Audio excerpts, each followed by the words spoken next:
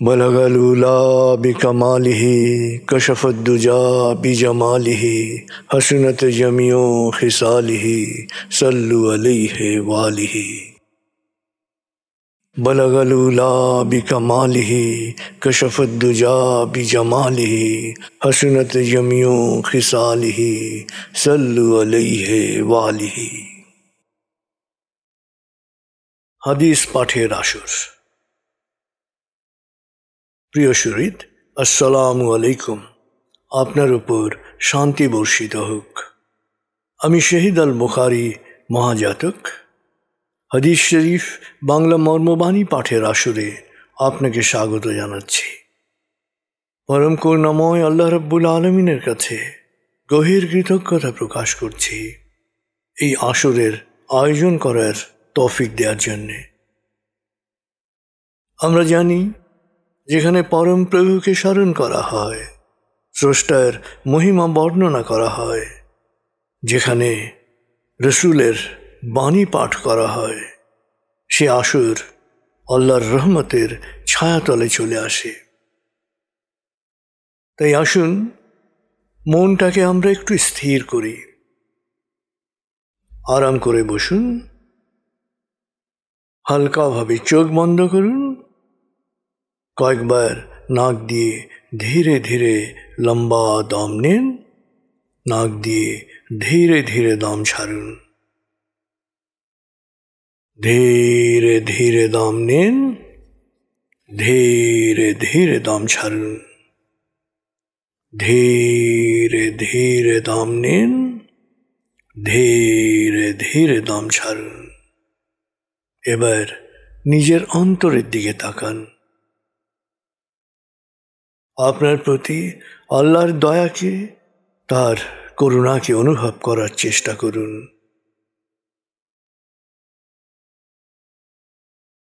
খুব ধীর লয়ে মনে মনে বলতে থাকুন, আল্লাহ আল্লাহ আল্লাহ আল্লাহ আল্লাহ আল্লাহ আল্লাহ আল্লাহ আল্লাহ আল্লাহ আল্লাহ।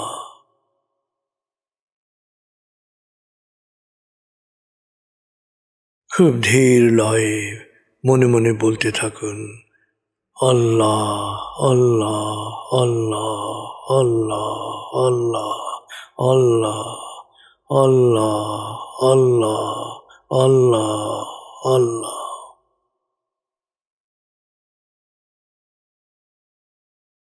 আল্লাহর স্মরণ, আল্লাহর জিকির মনে সব সময় শান্তির একটা প্রবাহ নিয়ে আসে।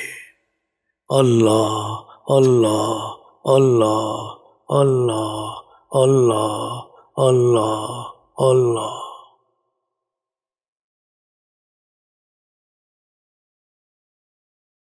এবার দরুদে ডুবে যান।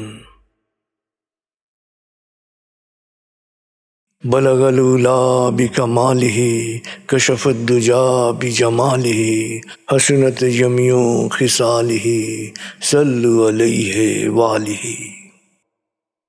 बलगल उला बिकमालिही कशफद्दुजा बिजमालिही हसनत जमियो खिसालिही सल्लु अलैहि वालिही।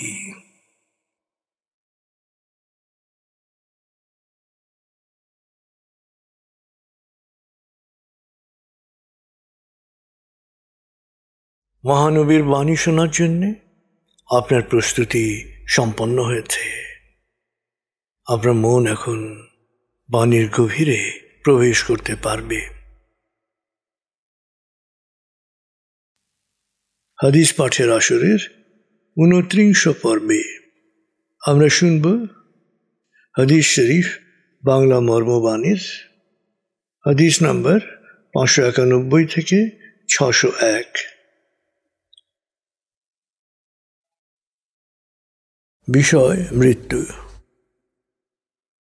হাদিস 591। বিশ্বাসীর জন্য মৃত্যু হচ্ছে আল্লাহর উপহার। বর্ণনাকারী আব্দুল্লাহ ইবনে আমর রাদিয়াল্লাহু আনহু, গ্রন্থনা বাইহাকি মেশকাত। হাদিস 592। মৃত্যু সে তো বন্ধুর সাথে মিলনের সেতু। বর্ণনাকারী আয়েশা রাদিয়াল্লাহু আনহা, গ্রন্থনা মেশকাত। হাদিস 592 ক। হে আল্লাহ, আমার শেষ দিনগুলো যেন জীবনের শ্রেষ্ঠ সময় হয়, শেষ কাজটি যেন সবচেয়ে ভালো কাজ হয়। হে আল্লাহ, যেদিন তোমার সাথে আমি দেখা করব সে দিনটি যেন আমার সর্বশ্রেষ্ঠ দিন হয়।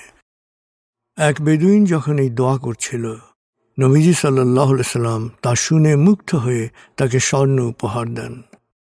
বর্ণনাকারী আনাস ইবনে মালিক রাদিয়াল্লাহু আনহু, গ্রন্থনা তাবারানী। হাদিস 593। প্রতিটি মানুষ মৃত্যুকালীন হাল অবস্থায় পুনরুত্থিত হবে। এ কারণেই বিশ্বাসের সাথে মৃত্যু এত গুরুত্বপূর্ণ। বর্ণনাকারী জাবির ইবনে আবদুল্লাহ রাদিয়াল্লাহু আনহু, গ্রন্থনা মুসলিম। হাদিস 594। তোমাদের মধ্যে বুদ্ধিমান সেই যে মৃত্যুকে বেশি বেশি স্মরণ করে এবং মৃত্যুকে বরণ করার জন্য নিজেকে প্রস্তুত করে। সে ইহকাল ও পরকালের সবচেয়ে ভালোটাই পায়। সে দুনিয়ায় সম্মানিত হয় আর আখিরাতেও পাবে উষ্ণ অভ্যর্থনা। বর্ণনাকারী সাদ্দাদ ইবনে আওস রাদিয়াল্লাহু আনহু, গ্রন্থনা তিরমিজি তাবারানী। হাদিস 595। কখনো মৃত্যু কামনা করবে না। তুমি যদি সৎকর্মশীল হও তবে যতদিন কর্মক্ষম থাকবে তোমার সৎকর্ম করার সুযোগ বাড়বে, আর যদি পাপী হও তবে তোমার অনুশোচনা করার সুযোগ বাড়বে। মৃত্যু এলে দুটো সুযোগই নষ্ট হয়ে যাবে। বর্ণনাকারী আবু হুরায়রা রাদিয়াল্লাহু আনহু, গ্রন্থনা বুখারী। হাদিস 596। তোমরা ক্ষণস্থায়ী জীবনের সমাপ্তি মুহূর্ত অর্থাৎ মৃত্যুর কথা বেশি বেশি স্মরণ করো। বর্ণনাকারী আবদুল্লাহ ইবনে ওমর রাদিয়াল্লাহু আনহু, গ্রন্থনা তিরমিজি। হাদিস 597। কোনো বিপদ বা সংকটে কখনো নিচের মৃত্যু কামনা করবে না। যদি কিছু বলতেই হয় তাহলে বলবে, হে আল্লাহ, বেঁচে থাকা যতক্ষণ আমার জন্য কল্যাণকর ততক্ষণ জীবিত রাখো, আর যখন আমার জন্য মৃত্যুই শ্রেয় তখন মৃত্যু দান করো। বর্ণনাকারী আনাস ইবনে মালিক রাদিয়াল্লাহু আনহু, গ্রন্থনা বুখারী মুসলিম। হাদিস 598। একজন বিশ্বাসী হিসেবে মৃত্যুকে আলিঙ্গন করবে আল্লাহর কাছ থেকে উত্তম পুরস্কারের প্রত্যাশা নিয়ে। বর্ণনাকারী জাবির ইবনে আবদুল্লাহ রাদিয়াল্লাহু আনহু, গ্রন্থনা মুসলিম। হাদিস 599। তিনটি গুণের অধিকারী হলে একজন মানুষ প্রশান্ত মৃত্যুতে ধন্য হবে। 1. দুর্বলের প্রতি সমমর্মী হলে। 2. পিতামাতার প্রতি মমতা ও শ্রদ্ধা থাকলে। 3. অধীনস্থের প্রতি যত্নবান হলে। বর্ণনাকারী জাবির ইবনে আবদুল্লাহ রাদিয়াল্লাহু আনহু, গ্রন্থনা মেশকাত। হাদিস 600। একজন মানুষ মারা গেলে ফেরেশতারা খোঁজ নেয় সে অগ্রিম কি পাঠিয়েছে, কিন্তু আত্মীয় স্বজনরা খোঁজ নেয় সে কি রেখে গেছে। বর্ণনাকারী আবু হুরায়রা রাদিয়াল্লাহু আনহু, গ্রন্থনা বাইহাকি মেশকাত। হাদিস 601। আল্লাহ যখন চান যে তার কোনো বান্দা কোনো নির্দিষ্ট স্থানে মারা যাক, তখন তার এমন কোনো প্রয়োজন সৃষ্টি হয় যা তাকে সেখানে নিয়ে যায়, আর ফেরেশতারা সেখান থেকেই নিয়ে যায় তার আত্মা। বর্ণনাকারী ইয়াসির ইবনে আবদুল্লাহ রাদিয়াল্লাহু আনহু, গ্রন্থনা বুখারী।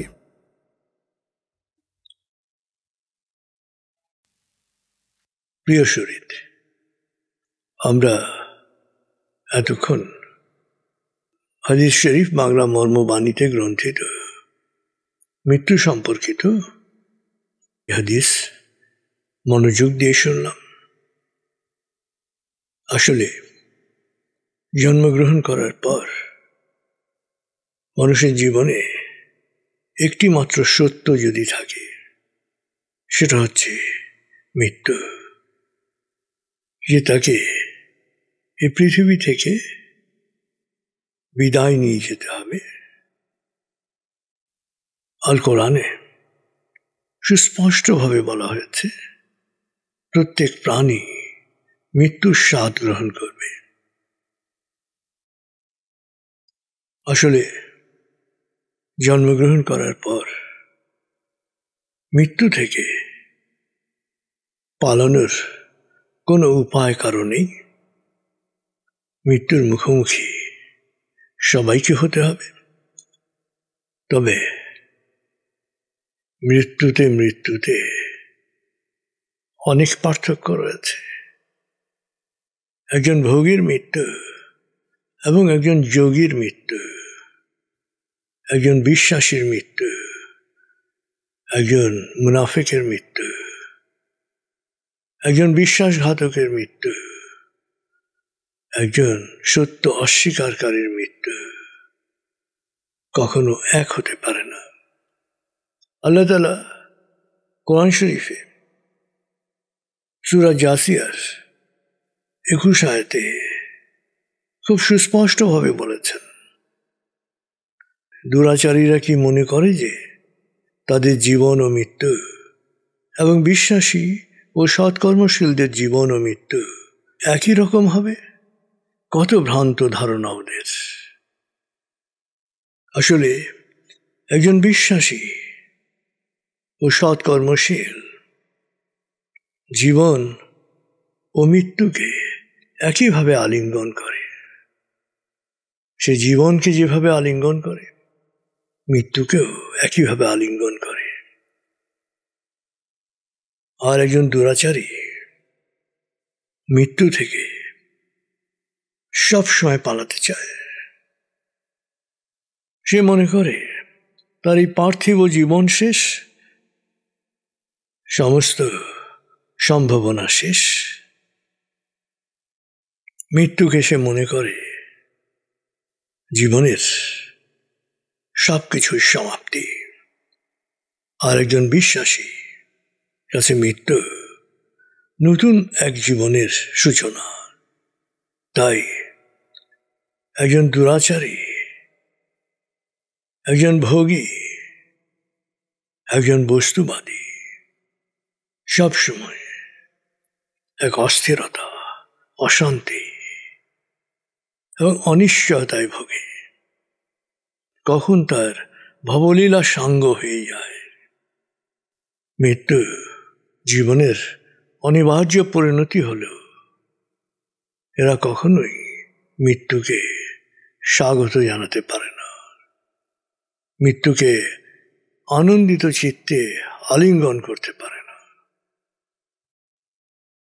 আসলে একজন ভোগবাদী দুরাচারীর জন্য মৃত্যু এক মূর্তমান আতঙ্ক এবং মৃত্যু ভয়ে সবসময় সে ভীত, আতঙ্কিত থাকে। আরেকজন বিশ্বাসীর জন্য মৃত্যুকে নবীজি সাল্লাল্লাহু আলাইহি সাল্লাম বলেছেন আল্লাহর উপহার। তিনি বলেছেন, মৃত্যু আসলে একটা সেতু, যা অতিক্রম করে সে তার পরম প্রভুর সাথে মিলিত হতে পারবে। আসলে সকল বিশ্বাসীর কাছে জন্ম যেমন আনন্দ নিয়ে আসে, একইভাবে মৃত্যুও তাকে আরেক আনন্দ লোকে নিয়ে যায়। যে কারণে কবিগুরু রবীন্দ্রনাথ ঠাকুর অনায়াসে বলতে পেরেছেন, মরণ রে তুহু মম শ্যাম সমান। কারণ তিনি এক ঈশ্বরে বিশ্বাসী ছিলেন এবং তার গীতাঞ্জলি আসলে স্রষ্টা বন্দনার গান। গীতাঞ্জলিতে যত সাবলীলতায় স্রষ্টা বন্দনা করা হয়েছে, বাউলদের গানেও একইভাবে সেই বন্দনা গীতি। নজরুলের হামদনাতেও একই স্বতঃস্ফূর্ততা। সব্যসাচী লেখক কবি সৈয়দ শামসুল হক, তারও কবিতায় মৃত্যুর দোতনা একই রকম। সৈয়দ হক মৃত্যুর 2 মাস আগে লিখেছেন একটি কবিতা, মৃত্তিকার ঘন অন্ধকারে। মৃত্যুপুরে মৃত্তিকায় এই দেহ পতিত ফসল, অন্তিম প্রার্থনা শেষে ফিরে যায় সকল স্বজন। 40 কদম দূরে পৌঁছতে না পৌঁছতেই তখন বলা হয় ফেরেশতা কবরে নামে সংখ্যায় 2 জন। সম্ভবত সেই তারা যারা ছিল কাঁধের ওপরে যখন জীবিত ছিল এই লোক, কাঁধের উপরে যারা প্রতি মুহূর্তের পাপ পুণ্য যা কিছু সে করে সব লিখে রাখে তার বিবরণ বিশ্বস্ত অক্ষরে। এখন এই কবরের মৃত্তিকার ঘন অন্ধকারে স্বর্গীয় আলোটি ফোটে, সে আলোয় পড়া যেতে পারে তাদের প্রতিটি পাতা। জীবিতরা এখন ওধারে যেতে যেতে গল্প করে, লোকটি কি বেঁচে যেতে পারে? এইবার শেষবার বস্তুত সে ছিল পাপী তাপী। আমি তো দুর্বৃত্ত হেন এইসব নেই ভাবা ভাবি।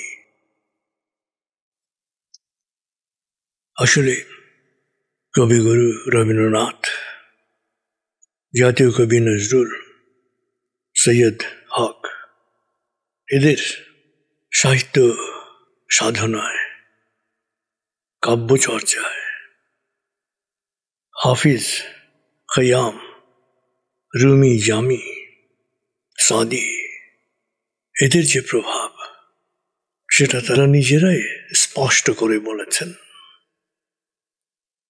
হাফিজের সমাধি পাশে বসে কবিগুরু বিবরণী লেখেন,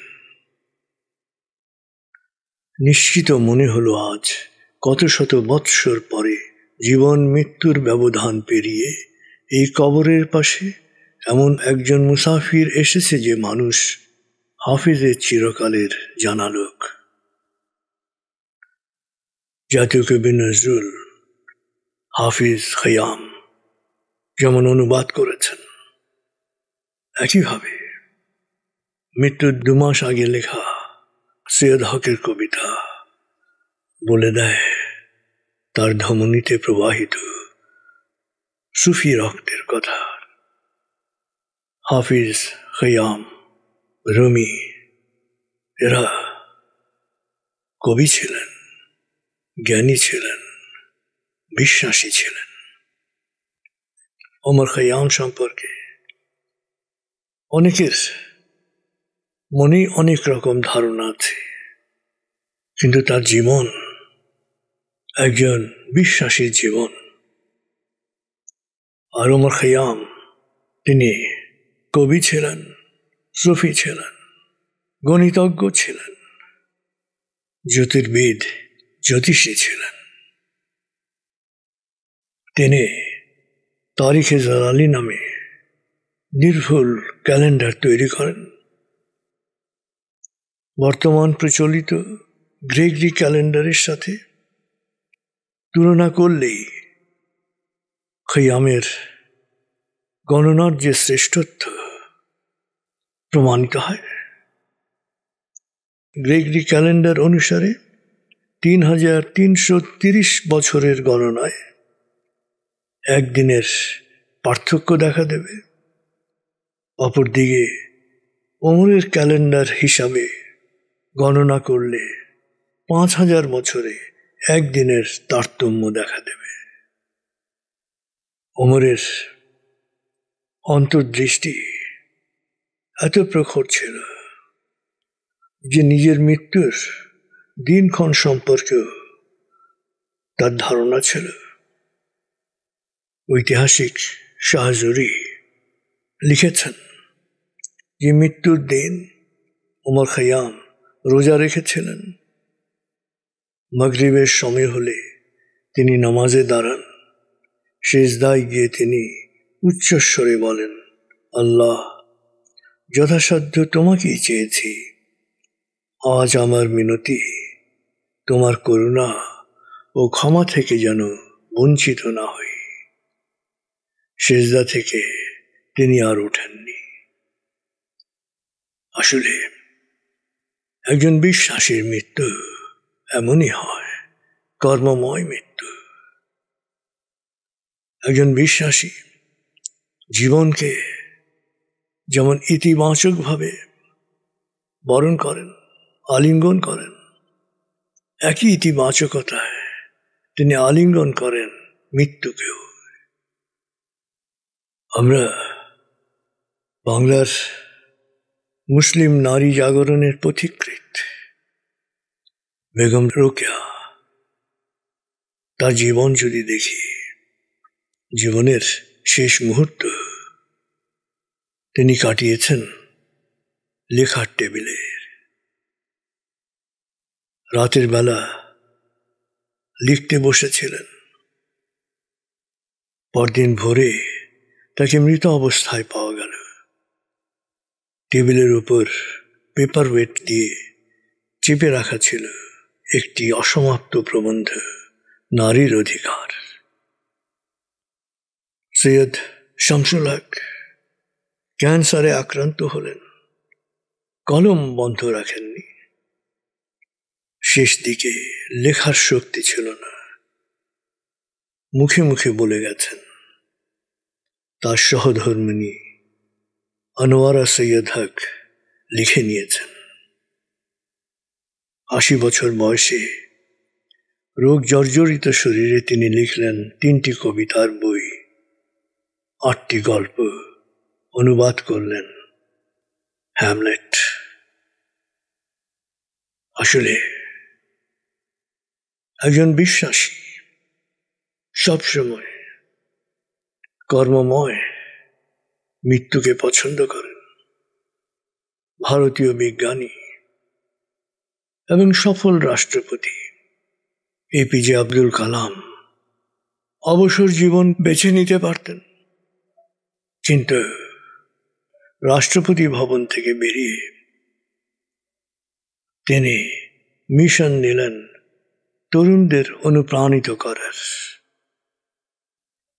এবং জীবনের শেষ দিনগুলো তিনি শিক্ষার্থীদের সামনে আশার বাণী এবং বড় স্বপ্ন দেখার কথা যতভাবে পেরেছেন তুলে ধরেছেন। এবং ৮৩ বছর বয়সে মঞ্চে বক্তৃতা করতে করতে পড়ে গেলেন। বাস, অনন্ত আনন্দ লোকে চলে গেলেন। প্রিয় সুহৃদ, জীবনের মতো কখন আপনি মৃত্যুকেও একইভাবে আলিঙ্গন করতে পারবেন? আসলে মৃত্যুকে যত বেশি বেশি স্মরণ করবেন, তত মৃত্যু আপনার কাছে আপন হবে। এবং এই জন্যেই নবীজি সাল্লাল্লাহু আলাইহি ওয়াসাল্লাম বলেছেন, তোমাদের মধ্যে বুদ্ধিমান সেই যে মৃত্যুকে বেশি বেশি স্মরণ করে এবং মৃত্যুকে বরণ করার জন্যে নিজেকে প্রস্তুত করে। সে দুনিয়ায় সম্মানিত হয় আর আখিরাতেও পাবে উষ্ণ অভ্যর্থনা। আসলে মৃত্যু ও পরকালের কথা স্মরণ রাখার সহজ উপায় হচ্ছে যারা আমাদেরকে ছেড়ে চলে গেছেন তাদের কবর জিয়ারত করা। যখন কবরে শায়িত ব্যক্তির জন্য আপনি দোয়া করবেন, পার্থিব ভোগ বিলাস জৌলুস যে কত ঠুনকো ও অসার, সেটা প্রতিবার নতুন করে উপলব্ধি করবেন। আসলে কর্মময় প্রশান্ত মৃত্যু পেতে চাইলে কি করতে হবে তাও নবীজি সাল্লাল্লাহু আলাইহি সাল্লাম খুব পরিষ্কার বলে গেছেন যে 3টি গুণের অধিকারী হলে একজন মানুষ প্রশান্ত মৃত্যুতে ধন্য হবে। 1. দুর্বলের প্রতি সমমর্মী হলে। 2. পিতামাতার প্রতি মমতা ও শ্রদ্ধা থাকলে। 3. অধীনস্থের প্রতি যত্নবান হলে। সমমর্মিতা এবং যত্নশীল। দুর্বলের প্রতি সমমর্মিতা, অধীনস্থের প্রতি যত্নশীল। আসলে পিতামাতার প্রতি মমতা ও শ্রদ্ধা এই গুণ শুধু বিশ্বাসী এবং সৎকর্মশীল মানুষই অর্জন করতে পারে। যে বিশ্বাসী ও সৎকর্মশীল, মৃত্যু তাকে কখনো আতঙ্কিত করে না। মৃত্যু তার জন্যে বন্ধুর সাথে মিলনের সেতু। জালালউদ্দিন রুমি তার বিখ্যাত কবিতা যেদিন আমি মারা যাব, এই কবিতায় সে কথাই বলেছেন, যখন আমার মরদেহ কবরে নিয়ে যাওয়া হবে, কেঁদো না, বলো না সে চলে গেছে, সে চলে গেছে। মৃত্যু চলে যাওয়ার নাম নয়। সূর্য ডুবে যায়, চাঁদও ডুবে যায়, কিন্তু তারা হারিয়ে যায় না। মৃত্যু সে তো মহামিলনের পথ। কবর মনে হয় কারাগারের মতো, আসলে এটা হচ্ছে এক মিলন মেলা। মৃত্যু সে তো একটা পর্দা, যার আড়ালে লুকিয়ে আছে স্বর্গে সমবেত পুণ্যাত্মারা। তোমার কণ্ঠ এখানে স্তব্ধ হয়ে গেছে, কিন্তু আনন্দের উল্লাসধ্বনি শোনা যাবে পর্দার ওপারে গেলে। রুমি ওসিয়াত করে গিয়েছিলেন যে তার শেষ যাত্রা যেন শোক যাত্রা না হয়, এবং তার শেষ যাত্রা শোক যাত্রাও ছিল না। মুসলমান, খ্রিস্টান, ইহুদি সব ধর্মের মানুষেরা বরযাত্রার মতন তাকে সাজিয়ে নিয়ে গিয়ে সেই কবরে শুইয়ে আসেন, তাকে রেখে আসেন পর্দার ওপারে, যেখানে গিয়ে তিনি শুনেছেন আনন্দের উল্লাস ধ্বনি। বিশ্বাসী সৎকর্মশীল মানুষ এভাবেই মৃত্যুকে আলিঙ্গন করেন।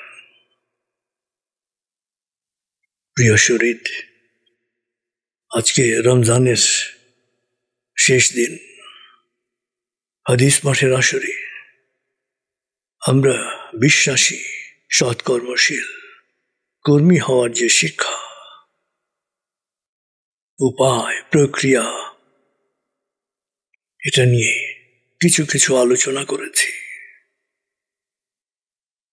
হাদিস শরীফ বাংলা মর্মমানি পড়ে নিজেদেরকে ইহকাল এবং পরকাল দুই কালেই সফল এবং সম্মানিত হওয়ার যে জ্ঞান, সেই জ্ঞানে আমরা আলোকিত হয়েছি। এখন আমল করার প্রত্যয়। সত্য জ্ঞানে আপনি জ্ঞানী হবেন, হাদিসের জ্ঞানে নিজেকে আলোকিত করবেন এবং চারপাশে হাদিসের জ্ঞানকে ছড়িয়ে দেবেন। কারণ একা ভালো থাকা যায় না, একা সুখী হওয়া যায় না, একা শান্তিতে থাকা যায় না।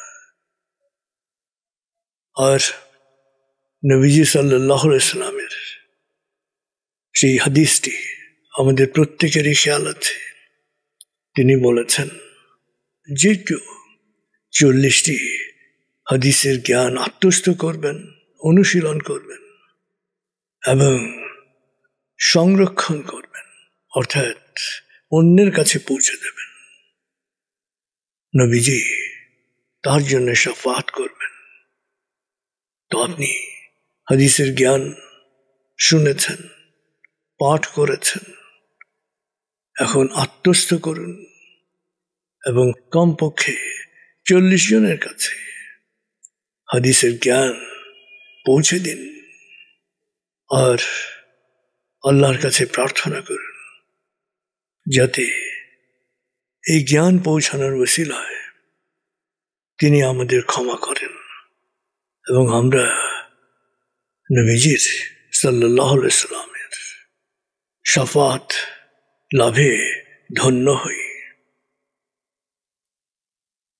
প্রিয় শরীদ, এই রমজানে হাদিস পাঠের আসরের উপসংহারে আপনাদের কাছে একটাই আবেদন, এই গুনাহগারের জন্য এবং হাদিসের শিক্ষা আপনাদের কাছে পৌঁছে দেওয়ার জন্য যারা সহযোগিতা করেছেন তাদের সবার জন্য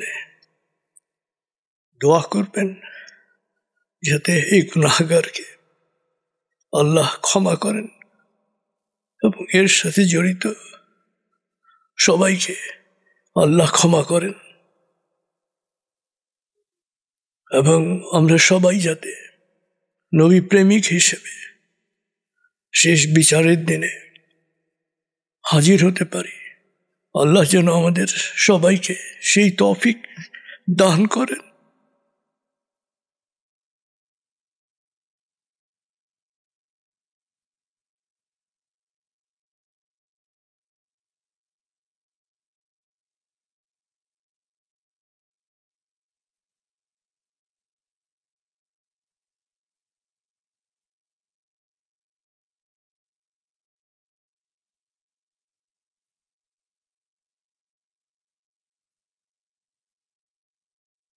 এবার আপনি আপনার জন্য, প্রিয়জনের জন্য বিশেষ কোনো প্রার্থনা থাকলে সেই প্রার্থনায় ডুবে যান।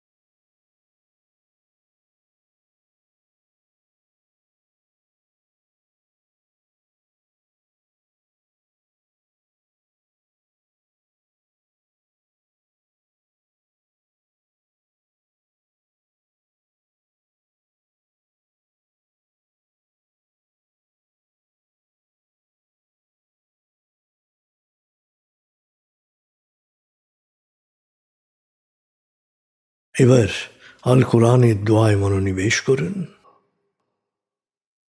আল কোরআন দোয়া। আল কোরআনের মূল শিক্ষা শুকরিয়া ও দোয়া। শুকরিয়া ও দোয়া আপাত অসম্ভবকে সম্ভব করে, অন্তরে প্রশান্তি আনে, দুনিয়া ও আখিরাতের কল্যাণকে নিশ্চিত করে। তাই আসুন আমরা দোয়ায় লীন হই। বিসমিল্লাহির রহমানির রহিম। সকল প্রশংসা বিশ্বজাহানের প্রতিপালক হে আল্লাহ তোমারই জন্যে। তুমি দয়াময়, মেহেরবান, প্রতিদান দিবসের মালিক। আমরা শুধু তোমারই ইবাদত করি, শুধু তোমারই সাহায্য চাই। প্রভু হে, তোমার প্রিয়জনদের সহজ সরল আলোকিত পথে আমাদের পরিচালিত করো।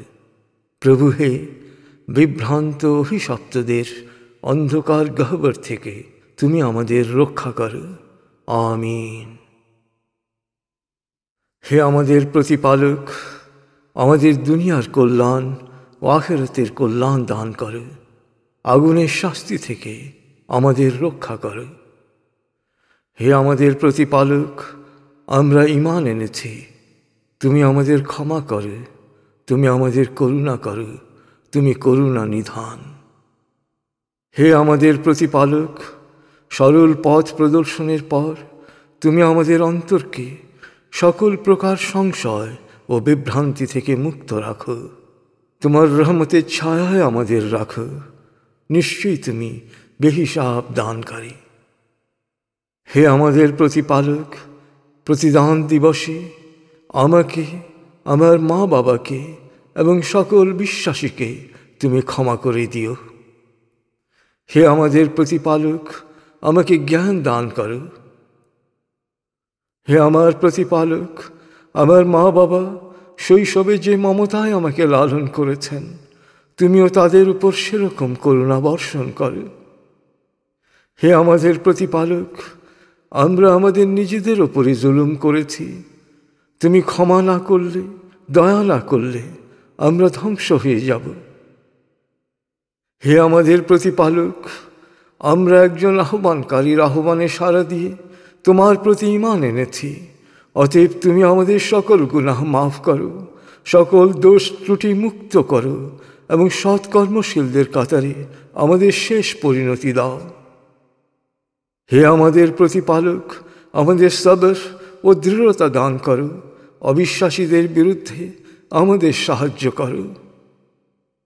প্রভু হে, শয়তানের কুপ্ররোচনা থেকে আমি তোমার আশ্রয় প্রার্থনা করছি। প্রভু হে, শয়তানকে আমার থেকে দূরে রাখো। হে পরওয়ারদিগার, আমাদের এবং বিশ্বাসী অগ্রণীদের ক্ষমা করো। বিশ্বাসীদের ব্যাপারে সকল প্রকার হিংসা বিদ্বেষ থেকে আমাদের অন্তরকে মুক্ত রাখো।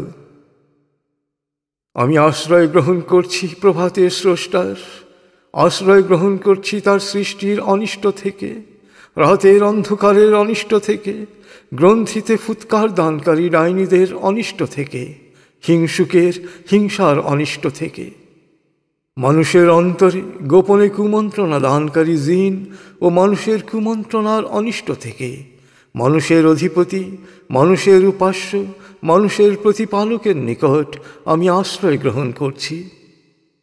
প্রভু হে, তুমি ছাড়া কোনো উপাস্য নাই, তুমি মহাপবিত্র, আমি পাপী, আমি গুনাহগার, আমায় ক্ষমা করো। হে আমাদের প্রতিপালক, তুমি আমাদের এই কাজ কবুল করো, নিশ্চয়ই তুমি সব শোনো, সব জানো।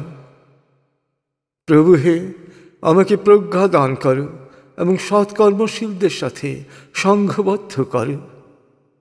প্রভু হে, আমাকে জালেমের হাত থেকে রক্ষা করো। হে আমার প্রতিপালক, তুমি আমাকে ও আমার সন্তানদেরকে নামাজ কায়েমকারী হিসেবে প্রতিষ্ঠিত করো। প্রভু হে, আমাদের দোয়া কবুল করো। হে আমার প্রতিপালক, দুনিয়া ও আখিরাতের মালিক, আমাকে সমর্পিত ও সৎকর্মশীলদের সাথে সংঘবদ্ধ মানুষ হিসেবে মৃত্যু দান করো। হে আমাদের প্রতিপালক, আমাদের পাপ মোচন করো, সকল বাড়াবাড়ির জন্যে আমাদের ক্ষমা করো, বিশ্বাসে দৃঢ় রাখো, অবিশ্বাসের বিরুদ্ধে বিজয়ে আমাদের সাহায্য করো। প্রভু হে, আমাদের জালেমের হাতে নিগৃহীত করো না। প্রভু হে, দয়া করো, জালেমের জুলুম থেকে আমাদের মুক্তি দাও। প্রভু হে, আমি অসহায়, তুমি এর প্রতিবিধান করো। হে আমাদের প্রতিপালক, আমাদের যদি ভুল বা ত্রুটি হয়, সেজন্য আমাদের পাকড়াও করো না। প্রভু হে, আমাদের পূর্বসূরীদের উপর যেরূপ গুরুভার অর্পণ করেছিলে, আমাদের ওপর তেমন ভার চাপিয়ে দিও না। প্রভু হে, আমাদের ওপর সাধ্যাতীত কোনো দায়িত্ব দিও না। আমাদের ক্ষমা করো, দয়া করো, তুমি আমাদের প্রভু, অবিশ্বাসীদের বিরুদ্ধে আমাদের সাহায্য করো। হে আমাদের প্রতিপালক, তুমি যা নাজিল করেছ তা আমরা মেনে নিয়েছি এবং তোমার রসুলের অনুসরণ করছি। অতএব সত্যের সাক্ষীর তালিকায় আমাদের নাম অন্তর্ভুক্ত করো। প্রভু হে, আমাকে সৎকর্মশীল সন্তান দান করো। প্রভু হে, আমার হৃদয় প্রশস্ত করে দাও, আমার কাজকে সহজ করে দাও, আমার কণ্ঠের জড়তা দূর করে দাও, যেন সবাই আমার কথা বুঝতে পারে। হে আমাদের প্রতিপালক, আমাদের ধৈর্য দাও, বিশ্বাসে দৃঢ়তা দাও, আমাদের সমর্পিতের মৃত্যু দান করো। হে আমাদের প্রতিপালক, আমরা তোমারই ওপর ভরসা করেছি, তোমারই দিকে তাকিয়ে আছি এবং শেষ পর্যন্ত তোমার কাছেই আমরা ফিরে যাব। প্রভু হে, আমরা যেন অবিশ্বাসীদের নিপীড়নের শিকার না হই। আমাদের সকল অপরাধ ক্ষমা করো, তুমি প্রজ্ঞাময়, মহাপরাক্রমশালী। আমার সালাত, আমার কোরবানি, আমার জীবন, আমার মরণ, আমার সব কিছুই মহাবিশ্বের প্রতিপালক আল্লাহরই জন্যে। তিনি একক অদ্বিতীয়, এ আদেশই আমি পেয়েছি। আমি সমর্পিতদের মধ্যে প্রথম। রোগ যন্ত্রণা, দুঃখ কষ্টে আমি জর্জরিত। প্রভু হে, দয়া করো, তুমি পরম করুণাময়। হে আল্লাহ, তুমি আমাদের রক্ষক, তুমি আমাদের ক্ষমা করো, দয়া করো, তুমি সর্বোত্তম ক্ষমাকারী। হে আল্লাহ, আমরা তোমার নির্দেশ শুনেছি এবং মেনে নিয়েছি। আমরা তোমারই কাছে ক্ষমা চাচ্ছি, শেষ পর্যন্ত আমরা তোমারই কাছে ফিরে যাব।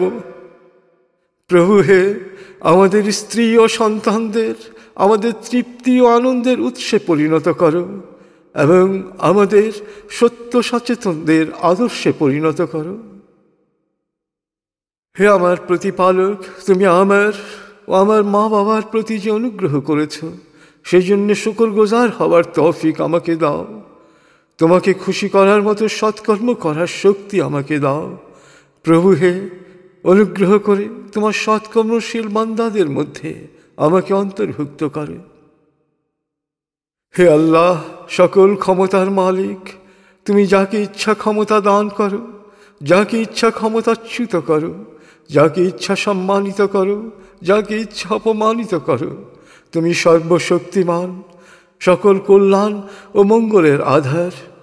তুমি দিনের আলোকে করো অন্ধকারে লীন, আর রাতের নিকষ আধার ভেদ করে আনো সোনালি সকাল। তুমি প্রাণহীনকে দাও প্রাণ, আর প্রাণবন্তকে করো প্রাণহীন। তুমি যাকে চাও বেহিসাব রিজিক দান করো। হে আল্লাহ, সকল ক্ষমতার মালিক, তুমি আমাদের ক্ষমা করো, তুমি আমাদের কবুল করো। আমার ত্যাগ, আমার শরণ, আমার মেধা, আমার মনন, আমার কলম, আমার বচন, আমার শক্তি, আমার ধন, আমার জীবন, আমার মরণ, আমার সব কিছুই মহাবিশ্বের প্রতিপালক হে আল্লাহ তোমায় করছি সমর্পণ। অনন্ত অসীম দয়াময় প্রভু, তুমি নিরঞ্জন। তোমার রহমতের ছায়ায় আমায় রাখো সারাক্ষণ। আমার ত্যাগ, আমার শরণ, আমার মেধা, আমার মনন, আমার কলম, আমার বচন, আমার শক্তি, আমার ধন, আমার জীবন, আমার মরণ, আমার সব কিছুই মহাবিশ্বের প্রতিপালক হে আল্লাহ তোমায় করছি সমর্পণ। অনন্ত অসীম দয়াময় প্রভু, তুমি নিরঞ্জন। তোমার রহমতের ছায়ায় আমায় রাখো সারাক্ষণ।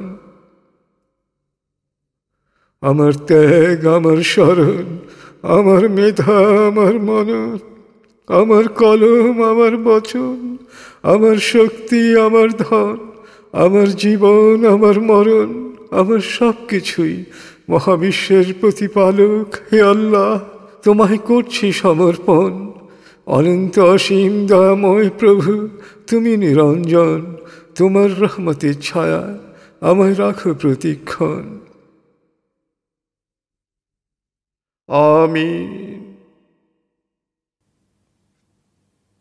পরম করুণাময় আমাদের হাদিস পাঠের আসরকে সৎকর্ম হিসেবে কবুল করুন এবং আজকের আসরে অংশগ্রহণকারী সবাইকে দুনিয়া ও আখেরাতে সফল ও সম্মানিত করুন। আমিন। খুদা হাফিজ। আসসালামু আলাইকুম। আপনার উপর শান্তি বর্ষিত হোক।